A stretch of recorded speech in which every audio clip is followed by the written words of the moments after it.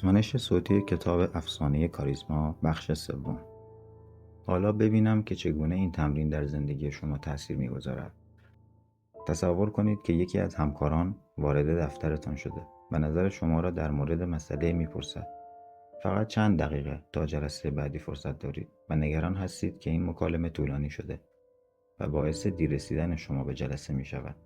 اگر اجازه دهید تا ذهنتان در حین مکالمه منحرف شود، نه تنها خودتان احساس اضطراب می‌کنید و نمی‌توانید تمرکز کنید، بلکه به طرف مقابلتان نیز این احساس ناآرامی و عدم حضور کامل را منتقل می‌کنید و در نهایت همکارتان تصور می‌کند که او یا مشکلش برای شما اهمیتی ندارد. در چنین شرایطی می‌توانید از تکنیک‌های گفته شده استفاده کنید. برای یک لحظه روی تنفس یا انگشتان پایتان تمرکز کنید. استفاده از این تکنیک‌ها باعث می‌شود که به زمان حال برگردید. این حضور کامل در چشم‌ها و صورت شما به وضوح دیده می‌شود و طرف مقابل نیز متوجه آن می‌شود. فقط با چند لحظه حضور کامل ذهن به آنها اطمینان می‌دهید که صحبتشان را می‌شنوید و برای آنها احترام قائلید. زمانی که کاملا حضور ذهن دارید، رفتار و زبان بدنتان به شدت کاریزماتیک می‌شود. کاریزماتیک بودن به میزان زمانی که شما در اختیار دارید بستگی ندارد، بلکه به میزان حضور شما در تعاملات روزمره وابسته است. اینکه بتوانید در موقعیت‌های مختلف به طور کامل حضور داشته باشید باعث می‌شود تا متفاوت از همه به نظر برسید و در میان جمع بدرخشید. هنگامی که شما کاملا در تعاملاتتان حضور دارید، حتی یک مکالمه 5 دقیقه هم می‌تواند دیگران را شگفت‌زده کرده و یک ارتباط عاطفی بین شما ایجاد کند. طرف مقابلتان احساس می‌کند که توجه شما کاملا به او معطوف است. آنها احساس می‌کنند که برای شما در آن لحظه چیزی مهمتر از آنها وجود ندارد. یکی از مراجعینم میگفت که اغلب وقتی تحت فشار قرار می‌گیرد یا با درخواست‌های متعدد سر و کله می‌زند، باعث رنجش مردم می‌شود.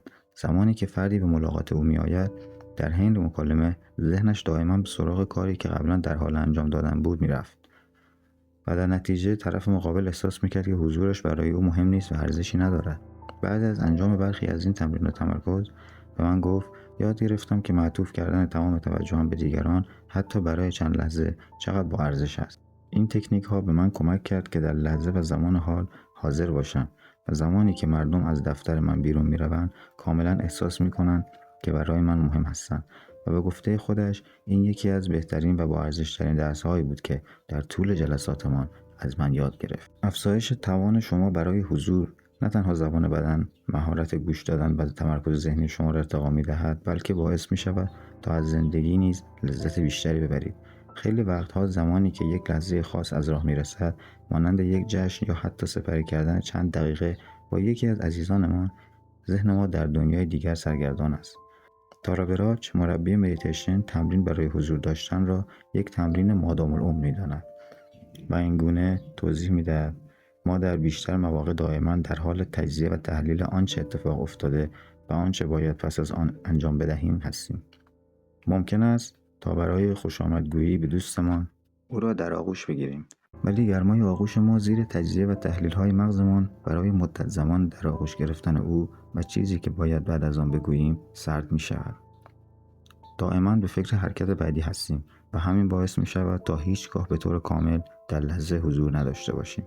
حضور کامل باعث می‌شود تا متوجه تک تک لحظات خوب زندگیتان بشوید و از آن لذت ببرید. حالا شما 3 تکنیک فوری برای افزایش تمرکز و حضور کامل در تعاملات خود بلدید که با تمرین و تکرار بر آنها مسلط خواهید شد. به یاد داشته باشید هر بار که توجه و ذهن خود را به زمان حال باز می‌گردانید و حضور کامل دارید، تاثیرگذارتر، بیادماندنی‌تر، عاقل‌تر و باثبات‌تر به نظر می‌رسید. با این کار اولین و اساسی ترین قدم را در جهت کاریزماتیک شدن برداشته‌اید. حالا که می‌دانید حضور چیست، چه اهمیتی در کاریزما دارد و چگونه می‌توان به آن دست پیدا کرد، نوبت به 2 ویژگی دیگر و البته مهم در کاریزما می‌رسد: قدرت و خونگرمی. قدرت و خونگرمی. ما کسانی را قدرتمند می‌دانیم که از روش‌های مختلف بتوانند بر روی جهان اطراف ما تأثیر بگذارند، مثل نفوذ و ریاست بر دیگران. داشتن پول، تخصص، هوش، قدرت فیزیکی و یا جایگاه اجتماعی بالا. ما این نشانه‌های قدرت را در ظاهر، در واکنش دیگران به او و مهمتر از همه در زبان بدن فرد پیدا می‌کنیم. خونگرمی. در واقع همان حسن نیت و خیرخواهی برای دیگران است. خونگرم بودن یک فرد به ما نشان می‌دهد که آیا مردم تمایل دارند تا از قدرت‌هایشان به نفع ما استفاده کنند یا خیر. ما کسانی را خونگرم می‌دانیم که خیرخواه، نودوست، دلسوز و یا مایل به تاثیرگذاری مثبت بر دنیای اطراف ما باشند. خونگرمی تقریباً به طور کامل از طریق زبان بدن مشخص می‌شود و به طور مستقیم‌تری نسبت به قدرت می‌توان آن را سنجید. چگونه میزان قدرت و خونگرمی دیگران را بسنجیم؟ تصور کنید که با شخصی برای اولین بار ملاقات می‌کنید. اکثر مواقع در چنین شرایطی شما نمی‌توانید اطلاعاتی در مورد گذشته فرد به دست بیاورید. با دوستان و اقوام او صحبت کنید و یا اینکه رفتارش را بررسی کنید. در چنین شرایطی فقط می‌توانید حدس بزنید. ما به صورت ذاتی در حین تعاملاتمان به دنبال نشانه‌هایی از قدرت و خونگرمی در طرف مقابل می‌گردیم تا بتوانیم بر اساس آنها حدس‌ها و فرضیات خود را تغییر دهیم و به واقعیت نزدیکتر کنیم. لباس‌های گران قیمت باعث می‌شود تا تصور کنیم آنها ثروتمند هستند. زبان بدن دوستانه باعث می‌شود تا تصور کنیم آنها نیت خوبی نسبت به ما دارند و یک حالت بدنی مطمئن باعث می‌شود تا تصور کنیم در زندگی آنها چیزی وجود دارد که به آن دلگرم هستند. در واقع مردم تمایل دارند تا هر چه که شما به عنوان شخصیت خود نشان می‌دهید را بپذیرند. بنابراین کافی است تا نمایش بهتری از میزان قدرت و خونگرمی خود ارائه دهید تا میزان کاریزما شما نیز در نظر دیگران بالا رود. زمانی که بتوانید هم قدرت و هم محبت را با هم نشان دهید، میتوان گفت که توانستید پتانسیل کاریزمای خود را به حد اکثر برسانید. امروزه راه‌های بسیاری برای قدرتمند دیده شدن وجود دارد. از نشان دادن هوش و ذکاوت گرفته مثل بیل گیتس تا مهربانی مثل دالای لاما. اما در اولین روزهای تاریخ بشر یک شکل از قدرت غالب بود، قدرت بدنی بالا. بله، در آن زمان هوش هم فاکتور ارزشمندی بود، اما بسیار کمتر از امروز. تصور اینکه بیل گیتس در جنگل هم بتواند عملکرد خوبی داشته باشد کمی سخت است. تعداد خیلی کمی از کسانی که بر منصب قدرت می‌نشینند ویژگی خونگرمی را نیز از خود نشان می‌دهند. اکثریت این افراد صرفاً دارای ویژگی قدرت بودند. وجود هر دو ویژگی قدرت و خونگرمی در افراد بسیار کم و البته با ارزش بود.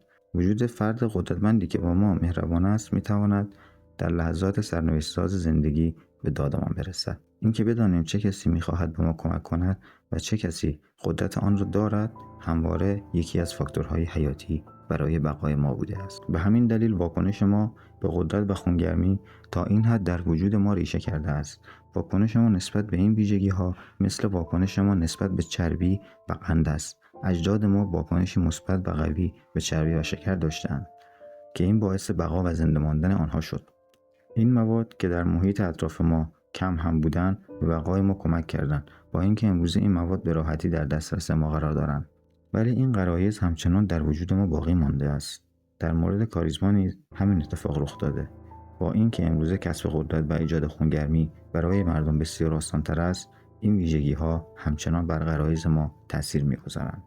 تمامی مطالعات انجام شده از آزمایش‌های آزمایشگاهی تا تصویربرداری عصبی نشان می‌دهد که ما قبل از ارزیابی هر چیز دیگر این دو ویژگی را در دیگران می‌سنجیم. هم قدرت و هم خونگرمی از شرایط لازم وجود کاریزما هستند. فرد قدرتمندی که اثری از خونگرمی در او دیده نمی‌شود را نمی‌توان یک شخصیت کاریزماتیک دانست. البته که ممکن است این فرد انسان تاثیرگذاری به نظر برسد، ولی بدون ویژگی خونگرمی ممکن است فردی سرد، مغرور و خشک نیز باشد. فرد خونگرمی که قدرتمند نیست را نیز نمی‌توان یک شخص کاریزماتیک دانست. البته که ممکن است این فرد انسانی دوست داشتنی به نظر برسد، ولی بدون قدرت ممکن است فردی بیش از حد مشتاق، مطیع و یا تشنه راضی کردن دیگران نیز باشد.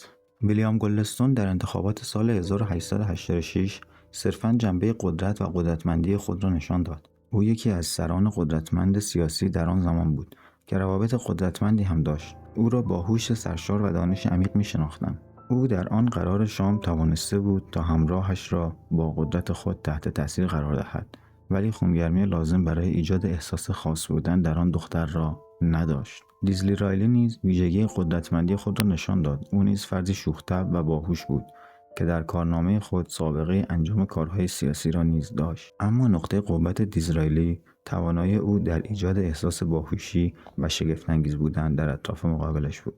او علاوه بر قدرت، خونگرمی و حضور کامل خود را نیز نشان داد و نتیجه آن را هم دید.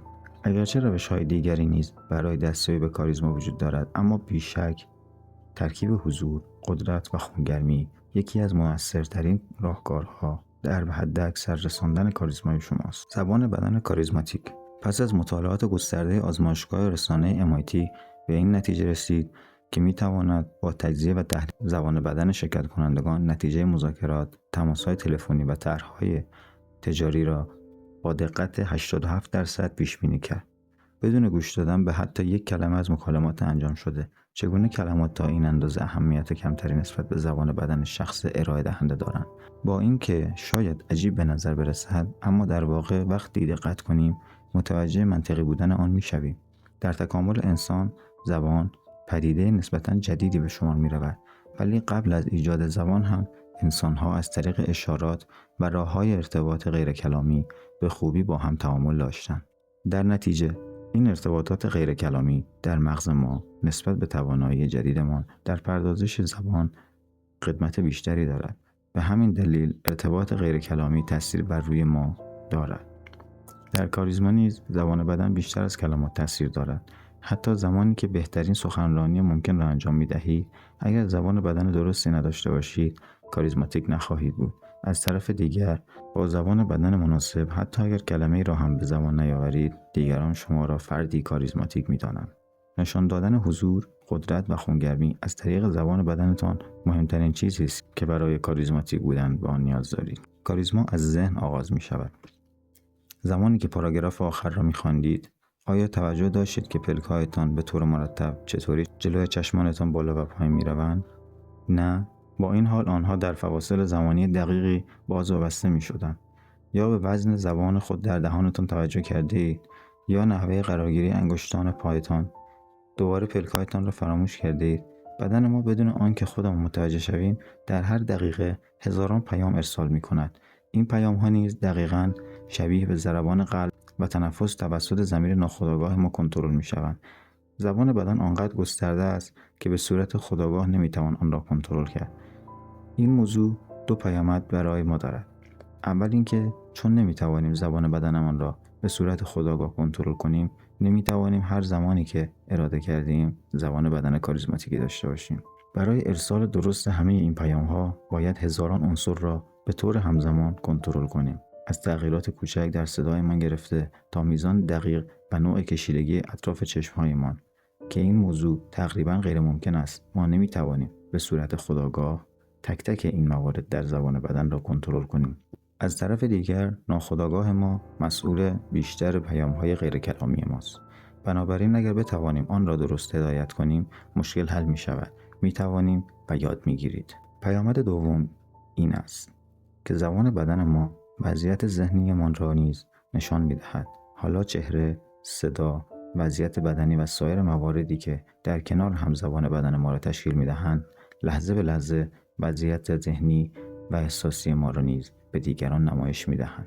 و به این دلیل که ما جزئیات را به صورت خودآگاه کنترل نمی‌کنیم، هر چیزی که در ذهنمان بگذرد در زبان بدنمان دیده می‌شود. حتی اگر حالت اصلی صورت یا نحوه نگه داشتن بازوها، پاها یا سرمان را کنترل کنیم، اگر حال درونی ما با آنچه می‌خواهیم نشان دهیم متفاوت باشد، دیر یا زود آنچه ریزحالات چهره نامیده می‌شود در صورت ما مشخص خواهد شد. اگرچه این ریزحالات تنها در کسری از ثانیه دیده می‌شوند، ولی مخاطب متوجه آنها خواهد شد.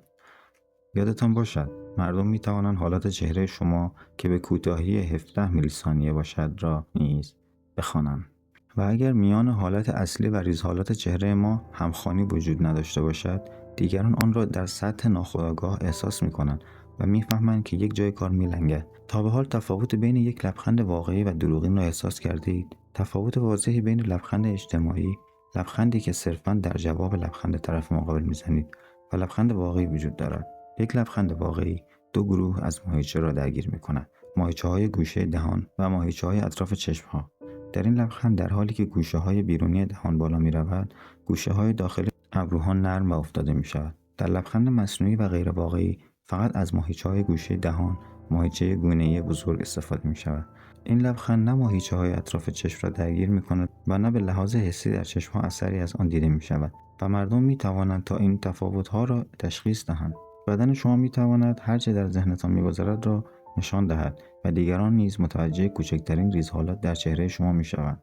بنابراین برای جلوگیری از این موضوع رفتار کاریزماتیک باید در شما نهادینه شده باشد.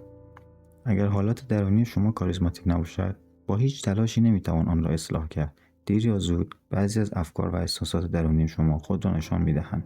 از طرف دیگر، در صورتی که حالت درونی شما کاریزماتیک باشد، زبان بدن درست و کاریزماتیک بدون هیچ تلاشی ظاهر می‌شود. به علاوه اینکه اولین قدم در یادگیری کاریزما، موضوعی که تمام بخش ابتدایی این کتاب درباره آن است، ایجاد حالت ذهنی مختلفی است که در نهایت باعث به وجود آمدن زبان بدن و رفتارهای کاریزماتیک در افراد می شود. ابتدا باید با وضعیت ذهنی و روانی کاریزماتیک آشنا شویم. اینکه بدانیم این وضعیت ذهنی چیست، چطور به دست می آید، چگونه بر آن مسلط شویم، طوری که به صورت غریزی و بدون هیچ تلاشی کاریزماتیک به نظر بیاییم. بعد از این آشنایی می توانیم به رفتارهای بیرونی کاریزماتیک و تمرینات آن بپردازیم. اگر عکس این روند را انجام دهیم، ممکن است نتایج جالبی در انتظارمان نباشد. تصور کنید که در حال ارائه یک سخنرانی بسیار مهم هستید. همه چیز به بهترین نحو پیش می رود. از همه روش‌هایی که یاد گرفته اید استفاده می کنید و واقعا کاریزماتیک به نظر می رسید. تا اینکه ناگهان یک نفر حرفی می زند و باعث به هم ریختن تمرکز و از بین رفتن اعتماد به نفستان می شود. دستپاچه می شوید و هر چه یاد گرفته بودید از ذهنتان پاک می شود. یادگیری مهارت‌های بیرونی، رفتارهای کاریزماتیک بدون آن که بتوانید وضعیت درونی خود را کنترل کنید، مثل یک بالکن زیبا در خانه‌ای با زیربنای بسیار ضعیف است. زیبا به نظر می‌رسد ولی با کوچکترین زلزله ویران خواهد شد. در زمان آشفتگی حتی نمی‌توانید این تکنیک‌ها را به یاد بیاورید، چه برسد به اینکه از آنها استفاده کنید. مهارت‌های درونی کاریزماتیک که کمک می‌کنند تا وضعیت درونی خود را کنترل کنید، پایه و اساس لازم برای یادگیری و بروز مهارت‌های بیرونی، رفتارهای کاریزماتیک را در شما ایجاد می‌کند. زمانی که شرکت‌ها من را استخدام می‌کنند تا به آنها در بهبود عملکردشان کمک کنم، تا به مدیرانشان کمک کنم متقاعد کننده‌تر، تاثیرگذارتر و الهام بخش‌تر شوند، اغلب به من می‌گویند که افرادشان از نظر فنی فوق‌العاده‌اند. مهارت فنی صرفاً قدرت ذهنی و هوش آنها را نشان می‌دهد. همان چیزی که به ما کمک می‌کند دستورالعمل ساخت یک وسیله را متوجه شده و اجرا کنیم. ولی چون این مدیران مهارت‌های ارتباطی اجتماعی خوبی نداشتند، از من کمک خواسته بودند تا به یاد دادن چند نکته و تمرین سطحی در مورد روابط اجتماعی، آداب و طرز رفتار در مناسبات تجاری، کار را تمام و رفتار آنها را درست کنم. این مدیران قبل از هر چیز به یادگیری مهارت‌های درونی کاریزماتیک بودن نیاز داشتند. کسانی که مهارت‌های درونی را به خوبی یاد گرفته‌اند، با آنچه درونشان اتفاق می‌افتد آگاه هستند و می‌دانند که چگونه باید آن را کنترل کنند. آنها متوجه می‌شوند که چه زمانی اعتماد به نفسشان از بین رفته، اما روش و ابزارهای لازم برای به دست آوردن مجدد آن را در اختیار دارند. در نتیجه زبان بدن آنها در تمام مواقع کاریزماتیک باقی می‌ماند. در اینجا یک جدول خود ارزیابی آورده شده است. من معمولاً این نمودار را برای تمام مراجعینم می‌کشم. از جوانها تا مدیر عاملان با سابقه و از آنها می‌خواهم تا در آن به خود و زیردستانشان امتیاز بدهند. در جدول پایین به مهارت‌های فنی، بیرونی و درونیتان امتیاز بدهید. مهندسان فوق‌العاده‌ای را می‌شناسم که به باور خود و دیگران مهارت فنی بالا، مهارت بیرونی متوسط و مهارت‌های درونی پایینی دارند. در مقابل، مدیر عاملان تمایل دارند تا خود را فردی با مهارت‌های فنی و درونی متوسط ولی با مهارت‌های بیرونی بالا بدانند. کسانی که واقعاً کاریزماتیک هستند معمولاً می‌دانند که مهارت‌های فنی پایین ولی مهارت‌های درونی و بیرونی بالایی دارند. افراد کاریزماتیک ممکن است مهارت‌های فنی پایین‌تری نسبت به همردیفان خود داشته باشند، ولی به طور کلی همان مهارت‌های درونی و بیرونی بالا برای آنها یک مزیت و برتری بزرگ محسوب می‌شود. مهارت‌های درونی لازم برای کاریزما شامل آگاهی از شرایط درونی و روش‌های درست مدیریت آن است. لاوتسه فیلسوف چینی می‌گفت شناخت دیگران علم است و خودشناسی معرفت. پایان بخش سوم خوانش کتاب افسانه کاریزماتیک، پخش از کانال یوتیوبی دیوید پادکست.